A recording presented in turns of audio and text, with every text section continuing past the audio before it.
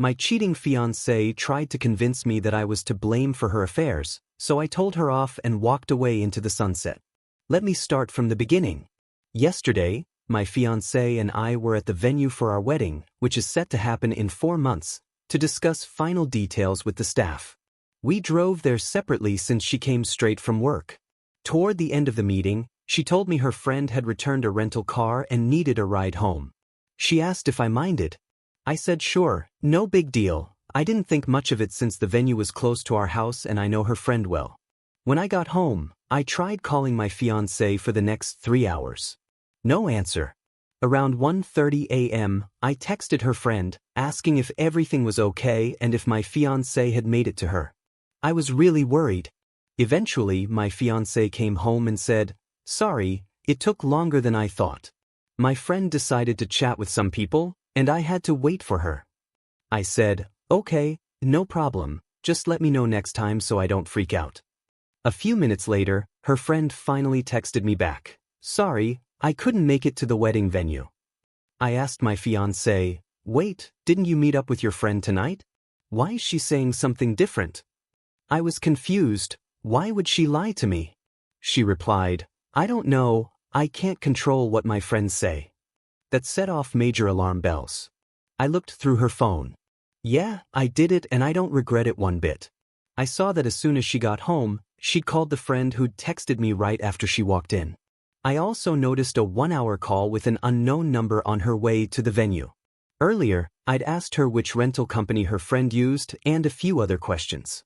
She answered quickly, and it all seemed believable. I started wondering if I was losing it. I decided to calm down and think it over in the morning. This morning, I asked her to show me the message from her friend asking for a ride, promising I'd apologize for doubting her last night. She refused. So I said, "When I met you yesterday on the way to the venue, I saw you talking on the phone. Who were you talking to?" She said, "The friend I drove home." That's when I knew for sure she was lying. I told her, "I checked your phone, and I know that's not true." Then she changed her story. "Actually, I had to meet a coworker first to discuss a patient." I asked, "Who's this coworker, and why couldn't you talk over the phone?" She said, "I had to show him some techniques in person. His name's Michael." I was skeptical. We'd never lied to each other before. I asked to see her texts with Michael, but she refused again. I said, "Why? If you've got nothing to hide, or are you cheating on me? Do you not want to be with me anymore?" She hesitated, then started listing everything she thought was wrong with me. I work too much, I don't give her enough time, and so on. I was floored. It came out of nowhere. I pieced it together and knew something was off. I begged her to show me the texts for about half an hour. When she finally did, they were blatantly sexual, about how she couldn't wait to be with him, how they were in love, plus a ton of criticism about me. She started this job a month and a half ago. He's her coworker, 15 to 20 years older, divorced, with a few kids. I've been supporting her financially the last few months while she got on her feet. I worked overtime so she wouldn't have to take a part-time job. We bought a house, have 3 dogs and a horse. Sorry for the long story, I'm just in shock. I never saw this coming, and our wedding's in 4 months. Any advice would be great. So, let's pause here. Feel free to write some advice for me. Now, on to the update. Update 1. Tonight, I finally got to talk to my fiancée about what happened. She immediately started blaming me, trying to justify her cheating and lies with my so-called communication issues and claiming I didn't listen to her. She said she wouldn't have started talking to this guy if I didn't spend so much time at work and gave her enough attention. I tried explaining that I worked overtime to support our family while she was struggling, so she wouldn't need a side job. She said she'd rather have taken a part-time gig, which makes no sense to me. She was convinced that since it was a short fling, her words, just a week, and they only kissed once, we could get past it. When I brought up the texts where she trashed me and flirted with him, she dodged it, and we got nowhere in the conversation. I told her I'm not at fault here, she went too far. She should have talked to me or at least thought about the consequences. Now I'll never trust her again, and that's entirely because of her actions. If she wants to justify it by blaming me, that's her choice. By the end of the talk, we'd calmed down a bit. I said, Listen, we just need to figure out the house we bought together and the 3 dogs. We agreed that either I'd stay and buy out her share, or we'd sell the house and split up the dogs. One of us gets 1, the other gets 2. That's where we're at for now, but I'll keep you updated. I'm curious how you'd handle the house financially. I can afford to maintain it on my own, but it's a 3,000 square foot house with 5 acres we bought specifically for her horse. She's taking the horse and will board it at a stable. Update 2, Day 3. Tonight, I managed to have a 3-hour conversation with her. We talked about our relationship and what led to this mess. She started by listing my flaws: lack of communication, too much work, always on my phone. I don't deny any of it. My reason for working so hard was to provide for our family. I've got a side e-commerce business where I handle customer support myself, and deals happen 24/7. I'm basically always working. Sure, I could have been better about managing my phone time and pushing replies to the next day. Communication issues went both ways, though. A glaring example: I didn't even know she was unhappy. She said she was afraid I'd get upset if she brought it up, but she didn't even give me a chance to fix anything. I'm not perfect. Sometimes she took my words or actions as rude. Like a week or 2 ago, I tried helping her with budgeting to make a plan to get her on her feet. I work in finance and do this for clients all the time.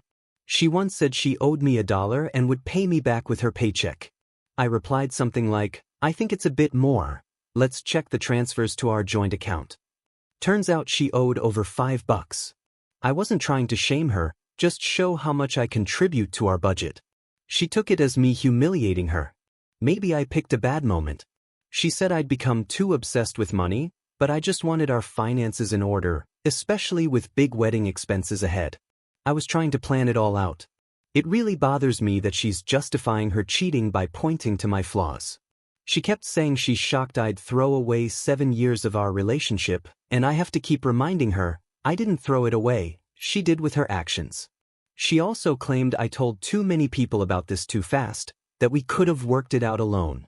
She added that she wouldn't have talked to someone else if I'd been a better listener and partner. I finally figured out how far it went. Based on the texts, she and her coworker started talking 1 or 2 weeks ago. It was just messages aside from face-to-face chats at work. He invited her to a park to shoot hoops and talk. She went, and they kissed.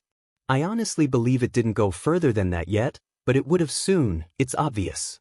She insists he's not her boyfriend. Tonight, she went out again, and I have no clue where. Probably with him or her friend. Living under the same roof feels super awkward now, but I hope it'll sort itself out soon. I think she wants me to give her a chance to rebuild things, but I don't think I could ever trust her again. Forgiving her and starting over would be the easy route, but I'm sure I wouldn't truly be happy. Understanding the root causes has helped me calm down a bit. It'll let me work on myself, my communication flaws, and see this from a new angle. Today, I started hitting the gym. I'm also planning to resume studying for my CFP certification in financial planning. I took a week off to focus on my mental health. I called the wedding planner today and officially canceled the wedding. We only got some of the money back. If they can't resell the venue slot to another couple, which seems unlikely. I talked to her parents again to keep them in the loop. They live far away and are probably worried about her. I assured them things are calm here and there's nothing to stress about. I looked into mortgage rates. With current interest, I won't find another house with the same monthly payment. I'd struggle to even get a smaller apartment for that price. The best option might be buying out her share and keeping the house. She seems okay with that. We'll get an appraiser to value the house and her share, then I'll decide if it's doable. Questions for you. Does your take on this change with these details? Am I handling it right? What would you do differently? Update 3. It's been almost a month since this all started. It's been an intense, emotional, and event-packed month. I won't lie, in the first few days I was a mess, practically begging her to come back, clinging to her cheating self. It's embarrassing to admit, but that's how it was, it's just part of the breakup process. In that vulnerable state, I tried to do everything right, fix things, but nothing worked. At one point, she flat out told me she had a choice between me and him, and she made the right call picking him. That's when I finally snapped out of it and realized I'd let my self-esteem hit rock bottom. I needed to step back and focus on myself and my own interests. After 7 years of putting someone else first, it's tough to switch gears, but that's what I'm doing. Since then, I moved our joint savings to my personal account, calculated what was mine, and put the rest back in the joint account for her to take. I've been working out every day since the breakup. The gym's not just improving my physique, it's keeping my head clear too. I bought myself a suit, got a massage course, and started spending more time with friends and family. My relationship with her had drifted apart, but I didn't notice the red flags back then. I used to never buy myself clothes. I was always focused on providing for her and our animals. Now, I'm trying to do things for myself. For the first time, I started seeing a therapist once a week, and it's helping me process this and make decisions. I think I'll keep going even after things settle down. I like that I'm working on myself now. On to bigger stuff. I'm still living with my ex in the same house, but she sleeps in the guest room. We barely talk unless it's necessary, like, "Did you feed the dogs?" I think she's an awful person. Meanwhile, no matter what I say, she's convinced in her own head that I'm the one to blame. Accusing someone of bad communication, then using it as an excuse to avoid talking about your own issues and cheat, that's hypocrisy.